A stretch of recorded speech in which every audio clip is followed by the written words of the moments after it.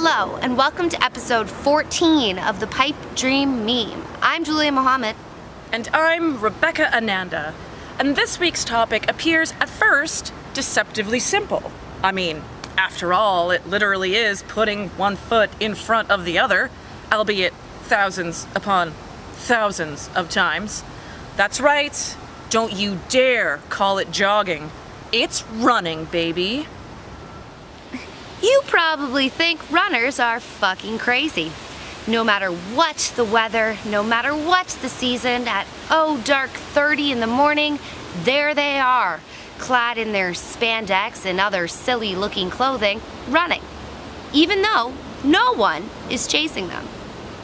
Here at the Pipe Dream Meme, we love to run when we have time. Absolutely, absolutely. It's one of our favorite things to do. Last weekend, I ran my third half marathon, and I really wish I could tell you that it gets easier every time. It does not at all. It's hard. It's really freaking hard.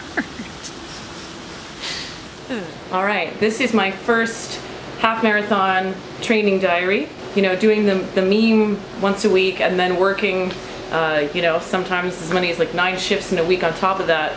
It's been really hard to get to the gym, so I'm cutting it really close to my training this year. I only have 7 weeks to get ready for the half marathon. So yeah, first day back today. Felt pretty good, but this is just the beginning, so it's gonna be a long, hard 7 weeks, but so far so good. Yeah.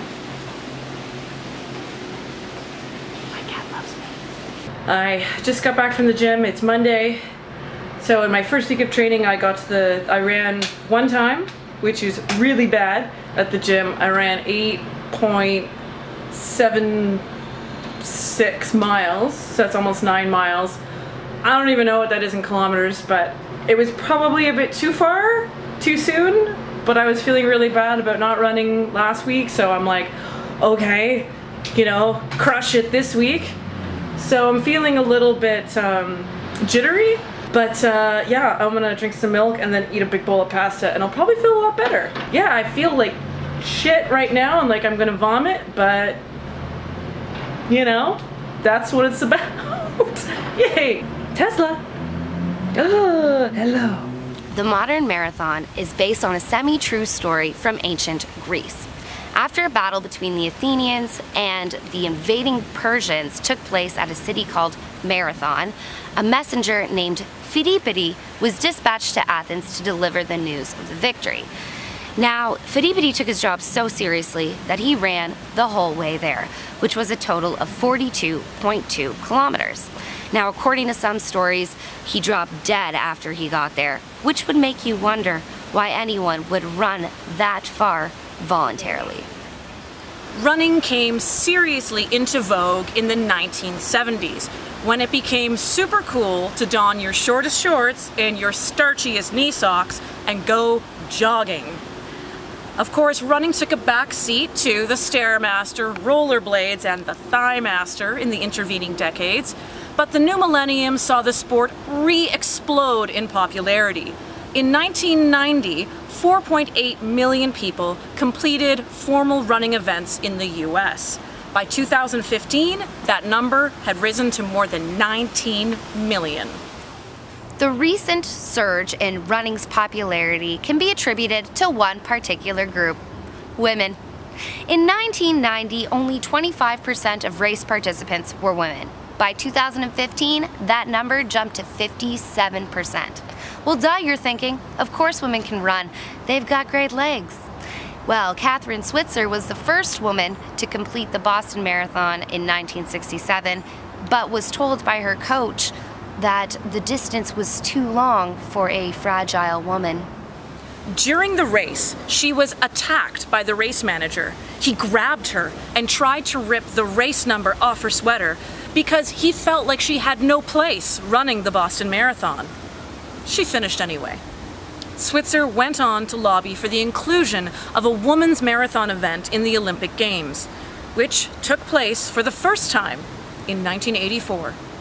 After sucking really hard for the first few weeks of all of this, I really buckled down this week ran 4 times, crushed it, feel terrible now. This week, I ran 3 10Ks, or like, well, one was like an 11, but whatever. Today, Friday, did my big long run. So yeah, after I eat something, all the things, I'm gonna feel a lot better. It feels good finally to be on like a proper training regimen. I'm gonna drink some milk and come up with some more brilliant pipe dream meme for you. You're so demanding. Long time no see. I lost 10 days of training to what we're gonna call a bout of the bubonic plague. I turned into a factory for phlegm, disease, bubons, and other disgusting secretions. I'm gonna try and cram 2 runs in the week of the race just so I feel confident going in. You know, it's really upsetting because when you wait a whole year to get another crack at something, and then something that's completely out of your control messes that up and you have to just accept it and ride it out. That's pretty frustrating. Running is very much a metaphor for life, and I am determined that I am going to achieve the goal that I set out to achieve, and I really don't care what I have to do that. So yeah, I'm gonna go drink some more milk now.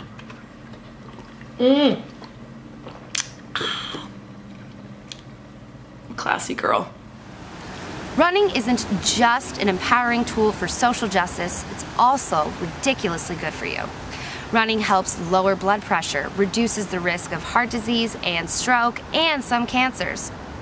And running helps increase bone density, which is especially important for women, since 80% of the people who suffer from osteoporosis are female. And as if all that wasn't enough, running helps you live longer. Who doesn't want a couple extra years of good food, wine, sex, and friends? In addition to all the physical benefits, running can also be transformative for your mental and emotional health. Multiple studies have concluded that exercise can be, quote, a powerful intervention in clinical depression. Research also suggests that aerobic exercise can help ward off panic attacks in people who suffer from anxiety disorders. And exercise can help all of us be less susceptible to stress. As University of Boston professor of psychology Michael Otto puts it, exercise can be a biological way of toughening up the brain so that stress has less of a central impact. Of course, any type of exercise is good for you, but race running is more than about just moving your body. This year's runners at the Toronto Waterfront Marathon raised $2.7 million for local charities. And last year's runners at the New York City Marathon raised $33.9 million. Running has evolved from a solitary pursuit into a highly social community-building movement. Not so crazy after all, now is it? A couple of weeks after I moved to Toronto in 2010, something physically and emotionally traumatic happened. It was difficult to deal with. I was overwhelmed by everything that I was feeling. So I asked my therapist what I could do in between our sessions to help get rid of some of the negative emotions. And she told me to go to the gym.